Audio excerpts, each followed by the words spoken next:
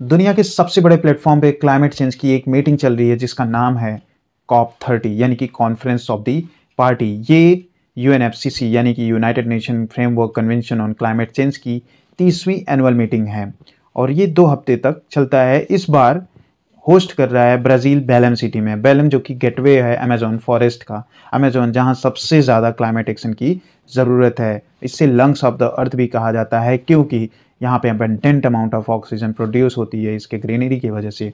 और ये न्यूज़ में क्यों है? क्योंकि डेडलाइन तो 22 नवंबर को ख़त्म हो गई थी, लेकिन फाइनल ड्राफ्ट अभी भी बन रहा है। नेगोशिएटर लॉक इन है क्योंकि फाइनल ड्राफ्ट में 3 मेजर इश्यूज़ को टच ही नहीं किया गया था, इसीलिए ये पेंडिंग है। COP30 में क्या मेजर डील्स हुए हैं और क्या मेजर इश्यूज हैं, सब कुछ जानेंगे। नमस्कार दोस्तों, स्वागत है आपका आज में। This is Anil Mishra. पहले देखते हैं UNFCCC है क्या। इसका ओरिजिन हुआ, इस्टेब्लिश हुआ 1992 अर्थ समिट के दौरान रियो कॉन्फ्रेंस के जरिए और ये इन्फोर्स हुआ 21 मार्च 1994। टोटल मेंबर कंट्रीज की बात की जाए तो 197 नेशंस हैं इसमें और ये प्रेजेंटली सब कर रहा है treaty of the Paris agreement 2015 को। ऑब्जेक्टिव की बात की जाए तो आर्टिकल 2 के अकॉर्डिंग ये ग्रीन हाउस गैस कंसंट्रेशन को स्टेबलाइज कर रहा है, यानी कि इसे सेफ लेवल तक रखना है और इंश्योर करता है कि इकोसिस्टम एडॉप्टेबल हो, फूड प्रोड्यूसिंग जो है थ्रेटनिंग ना हो और सस्टेनेबल डेवलपमेंट कंटिन्यू चलता रहे। कॉप की बात की जाए तो कॉन्फ्रेंस ऑफ द पार्टी जो कि सुप्रीम डिसीजन मेकिंग बॉडी होता है, मीटिंग इसका एनुअल होता है और इसके प्रेसिडेंट जो है रोटेट होते रहते हैं by the elected bureau. Secretariat की बात की जाए तो UNFCCC का सेक्रेटेरिएट बॉन जर्मनी में है सिंस 1996। इसके पहले ये जेनेवा में था सेक्रेटेरिएट इसका। ओके, तो अब देखते हैं कि COP30 में क्या मेजर डील्स हुए हैं। पहले देखते हैं इसका थीम जो है म्यूटीराओ, जो कि पोर्टुगीज लैंग्वेज में है। इसका मतलब है कलेक्टिव एफर्ट या कलेक्टिव वर्क। ओके, पहला देखते हैं डील जो हुआ है major, Belum health action plan, जो कि हेल्थ डे पे लॉन्च किया गया। हेल्थ डे कब होता है? नवंबर 13 को। एम क्या है इसका कि ग्लोबल हेल्थ सिस्टम को स्ट्रॉन्ग करना ताकि वो क्लाइमेट चेंज की इम्पैक्ट से डील कर सकें। प्रिंसिपल है इसका कि हेल्थ इक्विटी और क्लाइमेट जस्टिस। नेक्स्ट है कि tropical forest forever facilities, Brazil ने लॉन्च किया। ये एक पेमेंट फॉर परफॉर्मेंस मॉडल है, मतलब अगर आप जंगल ट्रॉपिकल फॉरेस्ट बचाओगे तो आपको फंडिंग मिलेगा। ब्राज़ील ने खुद $1 बिलियन का इन्वेस्ट किया। टारगेट है $125 बिलियन को मोबिलाइज करना। नेक्स्ट है कि एनर्जी ट्रांजिशन को एसिलरेट करना, वो भी कैसे?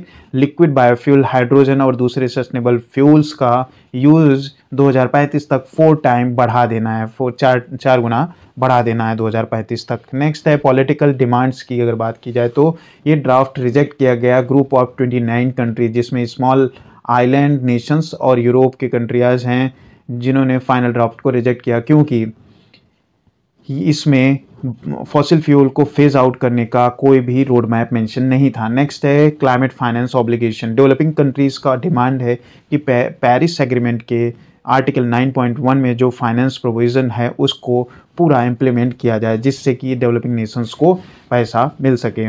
ट्रेड मेजर्स में जो कंसर्न है इंडिया और चाइना का वो ये है कि नेक्स्ट यही है कि ट्रेड मेजर्स जिसमें इंडिया और चाइना का कंसर्न है कि यूरोपियन यूनियन का CBAM यानी कि कार्बन बॉर्डर एडजस्टमेंट मैकेनिज्म जैसी ट्रेड रिलेटेड रेस्ट्रिक्टिव मेजर्स को जो है वो डिस्क्रिमिनेटरी ट्रेड प्रैक्टिस है, ना कि कोई क्लाइमेट एक्शन है, क्योंकि CBAM में जो कार्बन रिलेटेड प्रोडक्ट हैं उन पे टैक्स लगाया है यूरोपियन यूनियन ने। नेक्स्ट है कि 1.5 degree Celsius goal and fossil fuel पे बात करें तो डेवलप्ड नेशन चाहते हैं कि इन्हांस मिटिगेशन एक्शन हो ताकि 1.5 डिग्री सेल्सियस टारगेट अचीव हो, लेकिन इस पर कोई कॉन्क्रीट रोड मैप नहीं मिला। नेक्स्ट है कि transparency reporting framework. Developed countries का डिमांड थी कि क्लाइमेट एक्शन की रिपोर्टिंग में ग्रेटर ट्रांसपेरेंसी होनी चाहिए, सबको पता चलना चाहिए कि कौन क्या कर रहा है। न्यू इनिशिएटिव और स्ट्रैटेजी की बात की जाए तो और है कि पहला है कि ओपन प्लानिटरी इंटेलिजेंस नेटवर्क जो कि लॉन्च हुआ डेटा इंटरऑपरेबिलिटी के लिए, यानी कि इससे डिजिटल टेक्नोलॉजी यूनिफाई होंगी और ग्लोबल क्लाइमेट ट्रांसफॉर्मेशन तेज होगा। नेक्स्ट है म्यूटीराओ स्ट्रैटेजी। ब्राज़ील के प्रेसिडेंट ने लॉन्च किया। म्यूटीराओ एक ब्राज़ील ट्रेडिशन है, मतलब कलेक्टिव कम्युनिटी ड्राइवन मोबिलाइजेशन। इस स्पिरिट को ग्लोबल क्लाइमेट एक्शन में लाना है। प्लेस और डिलीवरी के गैप को कम करना है। ओके, अब देखते हैं जो इंटरेस्टिंग हिस्ट्री और इसके फैक्ट हैं उसको देख लेते हैं। कॉप की हिस्ट्री की बात की जाए तो कॉप 3 जो कि क्योटो प्रोटोकॉल 1997 में आया, पहली बार legally binding greenhouse gas target किया गया।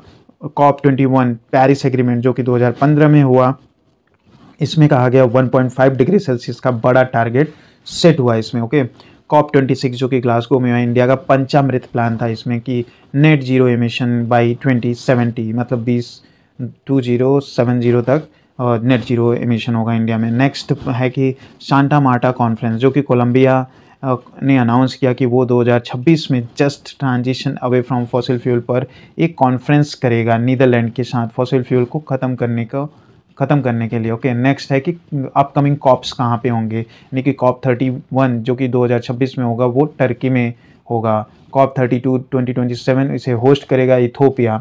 एंड नेक्स्ट कॉप 33 जो कि 2028 में होगा, उसे होस्ट करने का इंटेंशन इंडिया का है। ओके, तो दोस्तों कॉप 30 बेलम का फाइनल वर्डिक्ट है। निगोसिएशंस जो है हार्ड रहा। फाइनेंस और फॉसिल फ्यूल्स ये दो बड़े रॉकी रोड्स हैं क्लाइमेट डिप्लोमेसी में। सबसे बड़ा आउटकम ये रहा कि डील अभी भी पूरी नहीं हुई है। आपको क्या लगता है, what is more important, climate finance या fossil fuel phase out? Comment में ज़रूर बताएं आप। नेक्स्ट एक और आपके लिए ब्रेनस्टॉर्मिंग क्वेश्चन है कि कंसीडर द फॉलोइंग स्टेटमेंट। पहला स्टेटमेंट है ये कि द थर्ड कॉप जो है हुआ 1995 में।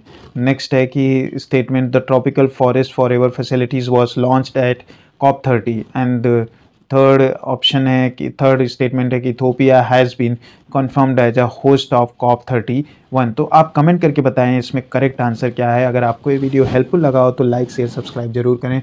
मिलते हैं नेक्स्ट वीडियो में। जय हिंद।